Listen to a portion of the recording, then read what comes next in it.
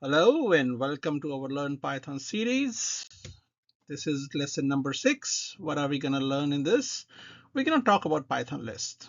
How do we use Python list to organize data?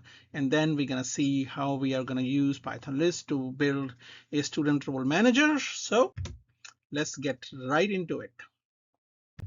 Let's see how we are going to use Python list to build our student role manager. So teacher has 5 students and this is the seating arrangement. If we did not know about collections, we will start by declaring our variables. Student 1 is Emma, student 2 is Liam, and if there are 50 students, you will end up declaring 50 variables. That is not very helpful, so this is where Python list comes into play.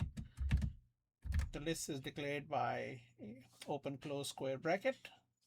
Now since there is nothing inside, that means it's an empty list.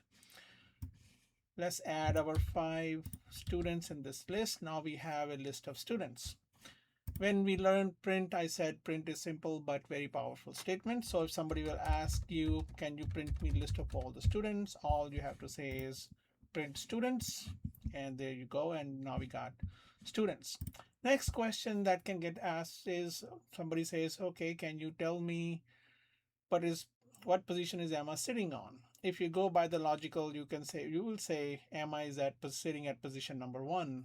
But in programming language like Python, in the collection, this is a zero-based index. That means Emma is sitting at index 0, even though logically she is sitting at first position, but Python will represent it as index 0. So if I have to print who is sitting at position 1 or index 0, all you have to do is say print with access the list by index, and we got Emma. Now let's say that teacher tells you that the student John has joined the class and that John is going to be sitting after Sophia. That means John is going to be appended to this list of these students. So the list has a function called append, and you will say John, and let's see if John got added. And now you can see John has been added at the end. Let's say another student, Mary, joins the class and teacher decides that Mary will sit after Liam. So currently Liam is sitting at index of 1. Yes, it's position 2, but Python base index is 1. So now we're not appending, we are inserting Mary in this list, and there is a function called insert where you will say I want to insert Mary at index 2, and let's see. Now you can see that Mary has been added at index 2. Now Noah decides to switch school, then he wants to leave the class. So teacher tells you that Noah is leaving the class. So now you have to remove Noah. That means you're deleting Noah. So there is a function called delete.